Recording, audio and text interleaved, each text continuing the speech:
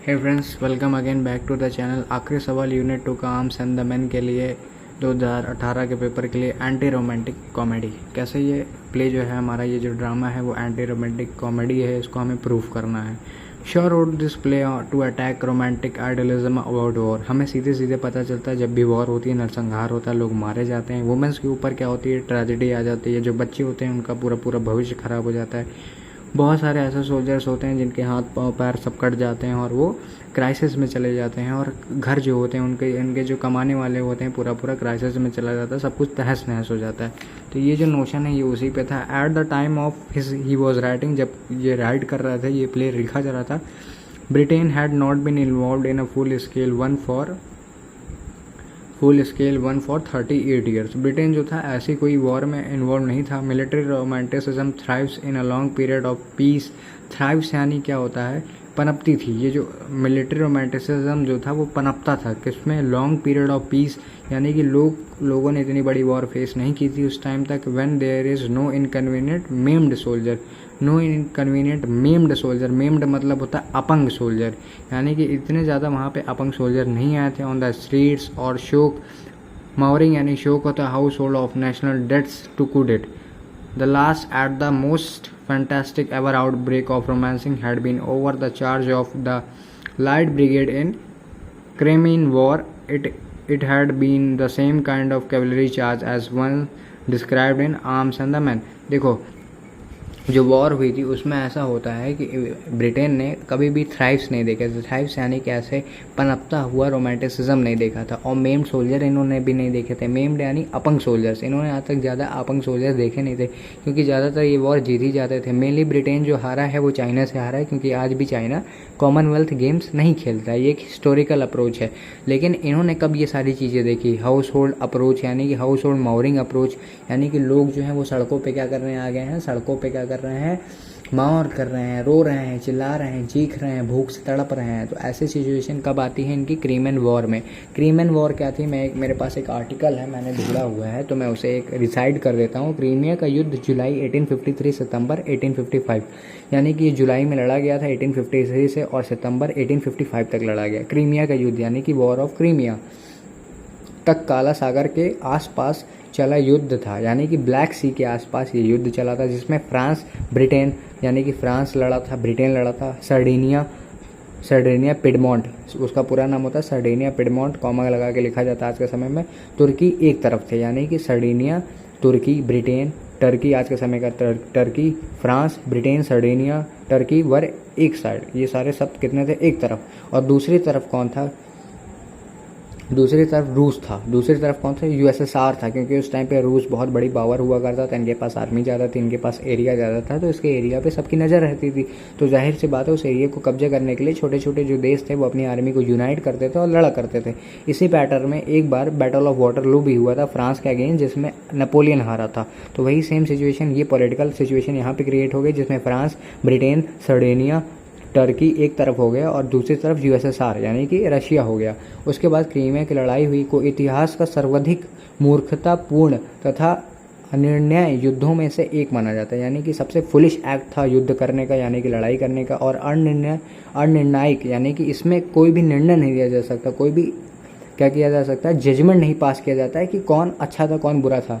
युद्ध का कारण सलाहवादी राष्ट्रीयता की भावना थी। सलाहवादी यानी कि एक बहुत ही मतलब राष्ट्र प्रेम की भावना जब किसी में जागृत हो गई, और राष्ट्र प्रेम की भावना के चलते अगर युद्ध हो जाए, यानी कि आपके पास कोई सॉलिड रीज़न नहीं है, आपके अंदर क्या हुआ, रोमांटिसिज्म की फील आ गई, तो आप क्या करने चले गए, वॉर करने चले गए। यानी कि आपने किसी दिन बढ़िया गाना सुन लिया, जोशीले गाने सुन लिए, और उसके बाद क्या करने चले गए, आप किसी को मारने चले गए। तो ये सेम एक उसी तरह से मूर्खतापूर्ण एक्ट था।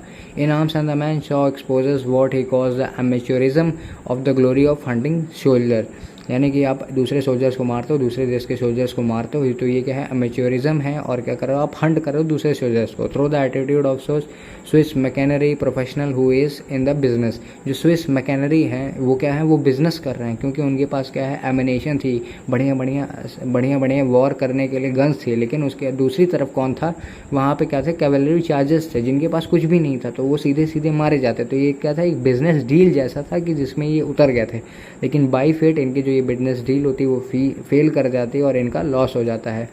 Not for the sake of patriotism but as professional who is in the business. ये लोग क्या थे, एक प्रोफेशनल थे जो बिजनेस में थे, और बिजनेसमैन कभी भी प्रॉफिट नहीं चूकता है, तो जिसकी वजह से क्या होता है कि बहुत बड़ा नरसंहार होते होते बच गया। Not for the sake of patriotism but as a job. ये लोग, ये जो स्विस थे, ये जो तुम्हारे स्विस मैकेनरी थे, इनके अंदर कुछ भी नहीं था, इनके अंदर ये पेट्रियोटिज्म की ज़्यादा भावना नहीं थी, लेकिन अगर तुम्हारे ऊपर कोई हमला करेगा तो तुम्हें मजबूरन खड़ा होना पड़ेगा हथियार उठा के। तो ये लोग ऐसे थे। और जो तुम्हारे जो दूसरी पार्टी थी, जो तुम्हारे दूसरे लोग थे, जिसमें से सर्जियस था, जिसका पार्ट सर्जियस था, वो कौन थे? वो ऐसे लोग थे जिनके अंदर नोशन था, जिनके अंदर लड़ाई करने की क्या थी, चाह थी। He is contemptuous of the cavalry officer who led his men not only to certain death but as certain defeat. It is professional to throw a regiment of cavalry on a battery of machine guns with the dead certainty that if the guns go off, not a horse or man will ever get within 50 yards of the fire. यानी 50 yards तक, कोई भी 50 yard तक ना ही कोई जानवर जिंदा बचेगा और ना ही कोई आदमी जिंदा बचेगा। कहने का यही मतलब है कि अगर आपके पास घुड़सवारों वाली सेना है और दूसरी तरफ आपके पास मशीन गन वाली सेना है, तो अगर आप लड़ाई करने जाओगे तो ये बहुत ही अनप्रोफेशनल एक्ट है। जो कि मशीन गन्स के साथ लड़ने हैं वो एक प्रोफेशनलिज्म की तरह लड़ रहे हैं, और जो कि कैवलरी चार्ज पे लड़ने चल दिए हैं कि हम 30 हैं और वो 30,000 हैं तब भी हम मार देंगे, ये क्या है? ये पेट्रियोटिज्म का फील है, और जो कि सरासर आज के समय में तो ये बिल्कुल भी गलत है, ऐसा करना नहीं चाहिए था। He discovers that he is talking to fiance of the officer in the question he is apologetic. और आखिरी में क्या होता है, वो क्वेश्चन करते हुए अपोलोजेटिक फील करने लगता है। कौन अपोलोजेटिक कौन फील करता है? सर्जियस फील करता है लास्ट में कि उसने ये गलत कर दिया है, उसे ये एहसास होता है, और आखिरी में क्या करता है, वो रिज़ाइन कर देता है। इससे क्या होता है, एक क्वेश्चन हमारा एक तीर से, killing 2 birds with a single stone, हमारे साथ एक और हो गया। हमने क्या किया है, 2019 का एक क्वेश्चन था कि एक 2019 के पेपर में क्वेश्चन है कि how did the war that was fought between Sergius and Bluntschli was cradle and grave for the Sergius career of military. Sergius का जो मिलिट्री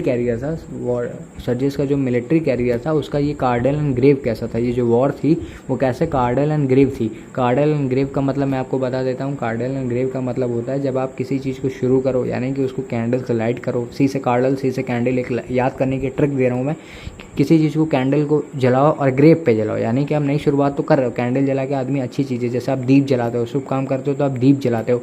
तो जैसे आप दीप तो जला रहे हो, लेकिन कहाँ जला रहे हो? अपनी कब्र पे जला रहे हो। यानी कि आप शुरू तो अच्छा काम कर रहे हो, लेकिन कब कर रहे हो? जब अब वो अंत हो चुका है, यानी कि जब चिड़िया चुग गई खेत तो आप काम करने जा रहे हो। तो ये कार्डल एंड ग्रेव था किसका? किसके कैरियर का? सर्जियस के कैरियर का। ये जो कार्डल एंड ग्रेव था उसका एक मेन कारण है, जो तुम्हारा प्ले है वो एंटी रोमांटिक था, इस वजह से कार्डल एंड ग्रेव हो गया सर्जियस के कैरियर का। यानी कि उसने क्या किया था, पूरी एक रेजिमेंट जो कि कैवलरी थी, कैवलरी की स्पेलिंग में रिसाइड कर देता हूँ, CAVALRY, जो पूरी कैवलरी थी, कैवलरी को उसने क्या किया, मशीन गन्स एनोनेशंस के सामने खड़ा कर दिया। मशीन गन की जो चार्ज थी उसको मर्केनरी कहा जाता है, MERCENARY, मर्केनरी कहा जाता है, उसके सामने खड़ा कर दिया। और उन्होंने, अगर मान लो मर्केनरी चल जाती तो पूरी सेना का सफाया हो जाता। तो ये बहुत ही अनप्रोफेशनल एक्ट था। इसकी कोई भी वॉर, इसकी कोई भी तफ्तीश नहीं थी, इसका कोई भी लॉजिकल उसके पास स्टेटमेंट नहीं था। और जो कि ये सबसे ज़्यादा किससे प्रभावित था, ये सबसे ज़्यादा क्राइमीन की वॉर से प्रभावित था। क्राइमीन जो कि एक बहुत फुलिश सी वॉर थी, जो कि सिर्फ इस बेसिस पे लड़ी गई थी, पेट्रियोटिज्म के बेसिस पे लड़ी गई थी।